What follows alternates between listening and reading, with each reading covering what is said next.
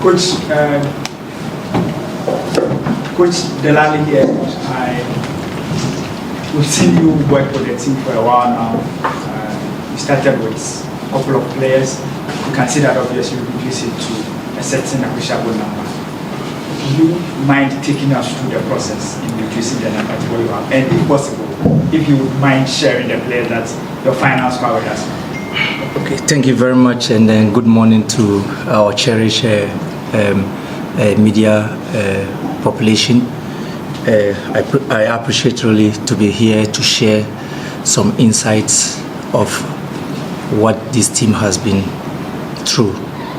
First of all, we tried as much as possible to put in place a culture that will have us to respect one another, devoid of where you are coming from, and also to appreciate that you are the best quality in the country, and also to try to do things in a very common and simple manner. We also try to put in place a clear direction, that is the team philosophy, in terms of our approach of where we are going, so that if we decide that we are going to the sea, everybody gets to the sea together. And so everybody knows a clear purpose of what is at stake. And this was meant for both technical staff and the playing body.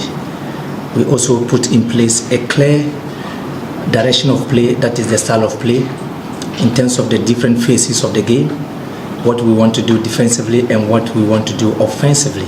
And we did this in very detail. And so this was something that I did with the chairman of the management committee, in terms of creating an awareness and direction of the entire team. When it came to the playing body, we did built a thorough database of domestic players, in terms of players who are playing in our elite division, that is the Premiership, players who played in the Division 1s, players who also are in our junior national teams, and also building a database with inclusive of players with the Ghana University Football Association, that is the GUSA. And this clearly gives us a clear direction of what our football is made in terms of our football competition structure. And domestically, that is what the CHAN team is supposed to be, and this is what we did. And so the combination of players came in different phases. We had phase 1 with 24 players and 3 goalkeepers, that is 27 players. And then we're supposed to sieve, and we did this screening in different phases. And we cumulated this by bringing them in 2 different phases again, where phase 1 and 2 will come out with a number of players, phase 3 and 4 comes out with a number of players.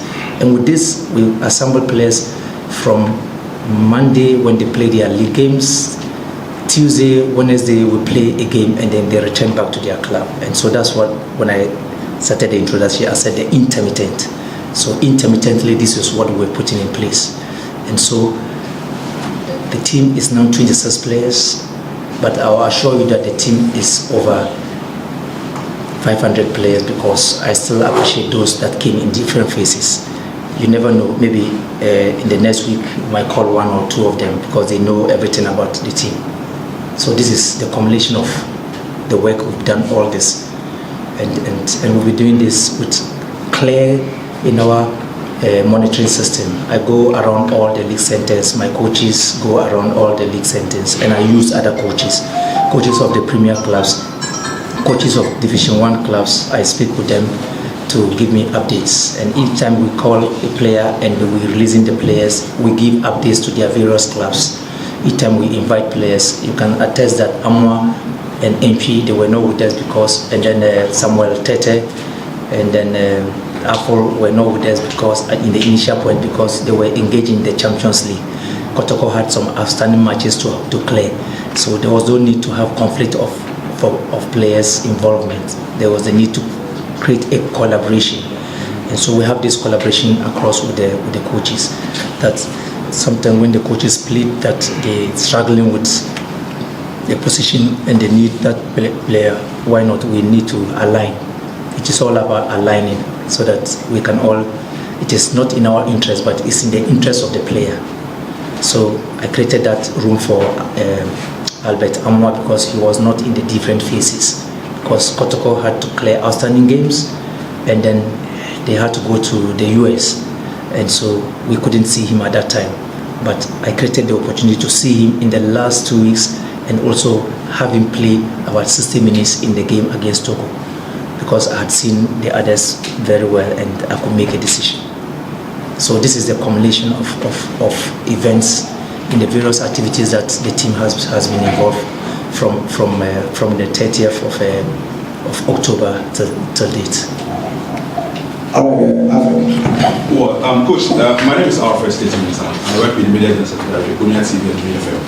How well do you know this Nigerian team that we are playing on Sunday? I think I have put an internal mechanism that rests within me and then my technical staff.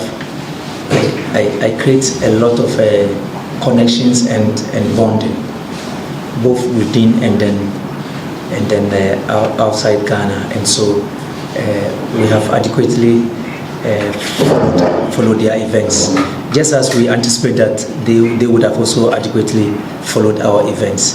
And then you can also understand that the coaches around the CHAN team of Nigeria are also part of their Green Eagles.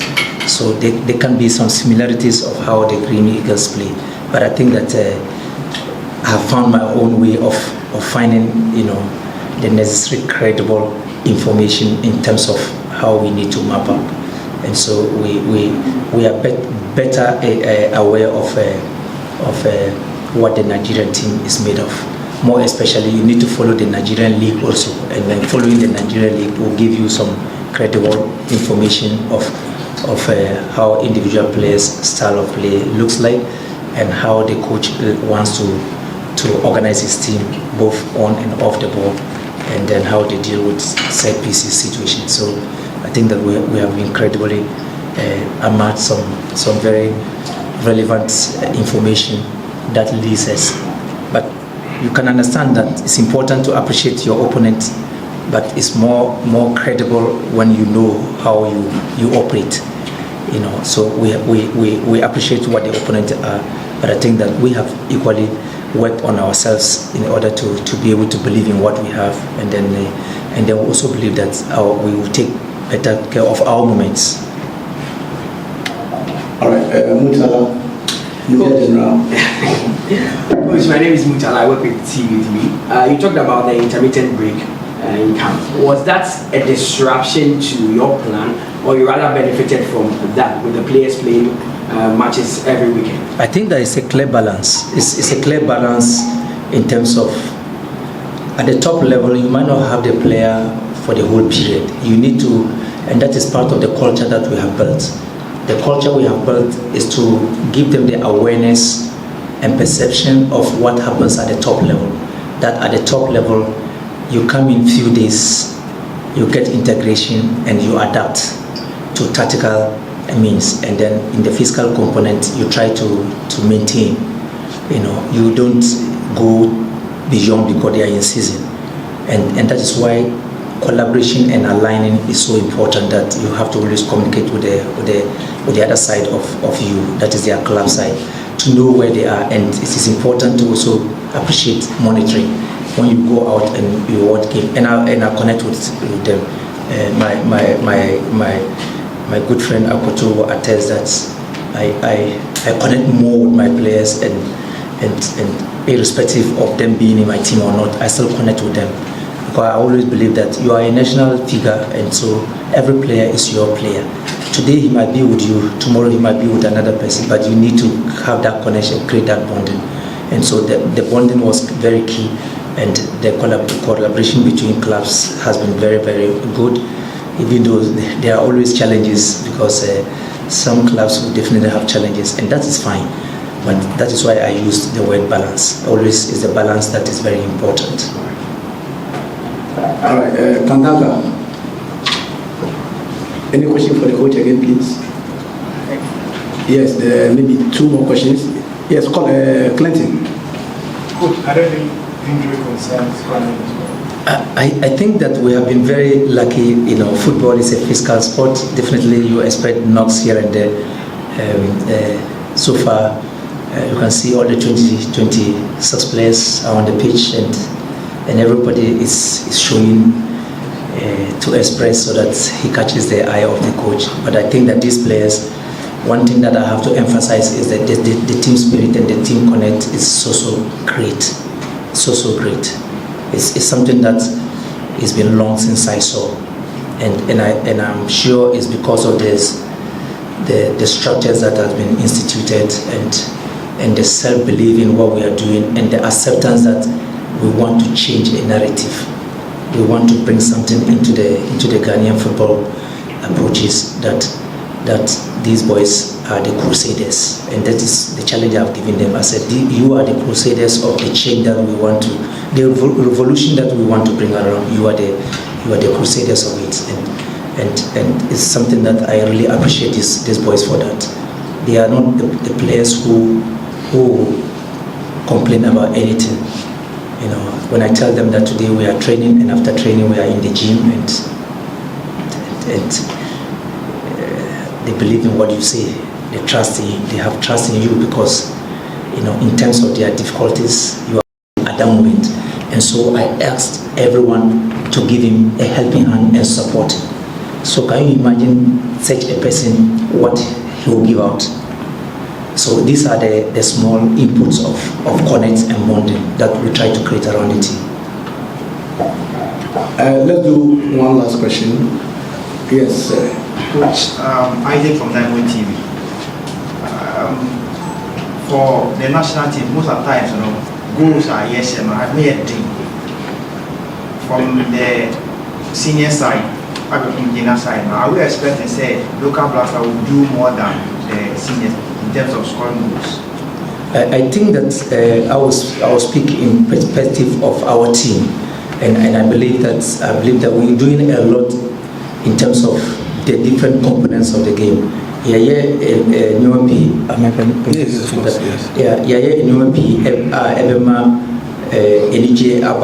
football, goals because the objective of football is goals. We started game now goals. That's what an entertaining part also. And give now so on the emotional part. To the be once we need to the be now we need so a game no. But I must say people because football is structure. When we start the game and once the goals no start say sometimes seconds you score a goal. Sometimes goal never in a very later part of the game. And so a game no I think we've done a lot to expect that we will try as much as possible, and it's part of our values that we are goal-oriented. Goal-oriented in the sense that the players know that we want to create many goals in the game, and we want to score as many as we can in the game. We try as much as possible not to concede goals. But sometimes, the can win. Sometimes it may be just academic. I don't know why you don't know, but sometimes sometimes half goal we appreciate all this, and we know that it's part of the sport. But I think that we've done a lot, and we have what it takes. If the opportunities comes and we are able to create them into chances, we should be able to bury and get some very very good, very better energy, effort, and then good performance. And I believe that when you have these three things in the game, the other aspect that we all are yearning for is just for academic reasons. All right, so I think coach has spoken enough. Let's talk to Captain. Yes, who has not spoken yet? Media General. Capito, my name is Mutala. I work with TV3. Now, Ghana football this year has gone through a lot. Just a minute. They want to move the one person can do that. Turbulent time this year. coupled with a lot of things. Our exit from the AFCON, inability to qualify for the next AFCON. Does that really put pressure on you, the Black Galaxies? And has there been discussion among yourselves not to replicate that or not to follow that path? Okay, first of all, let me greet good morning one, and then I will thank the media because the work they are doing is marvelous. Where Ghana football has reached is through them, so I will say they are doing a very good job. Back to your question. Football now is worldwide, and every country is playing very good. And last season is different from this season. And what our coach has taught us, and when we get in, then we do what he said, and we have learned a lot. So this season is a different thing, and I hope that we are going to qualify. All right. The last question for the player. Yeah, for most Ghanaians, we've had high expectations for the CHAN team because we have strong belief in our domestic league, and we also see the CHAN team as a representation of our league. So when we play against any country, we feel like it's our league versus their league. For you as a coach, you are playing against Nigeria, one of Ghana's fierce rivals. How ready are you, and how tough do you think this task is on you guys? That's why I've already said, you know, we are from different clubs, and then we came together since we have come since from October, and through the coaches training, what they taught us, and now we always discuss about Nigeria, and then you know what, when it comes to Ghana and Nigeria, you know what's behind, but we are full prepared, and we have discussed, me and my colleagues, that it's not going to be easy, but we are sure that we are going to deliver on Sunday. Thank you. Okay, then the last question, then we can have. I've seen a lot of videos from your camp online, and it seems there is some form of unity and harmony. With hindsight, we've heard stories from other national teams where, because of how competitive club football is, when players come to camp, there's some form of disunity. How have you been able to harmonize all the boys? Because it seems you are in good spirit for this game. Yeah, it's true, because looking at it, when we see the way we are, even think as like we are from the same house, and the way even the coaches are even joking with us, sometimes we talk, we meet them, we chat, even give us more confidence, so that we come together and then we make funny things, and this has led to a very high unity in the camp. Thank you.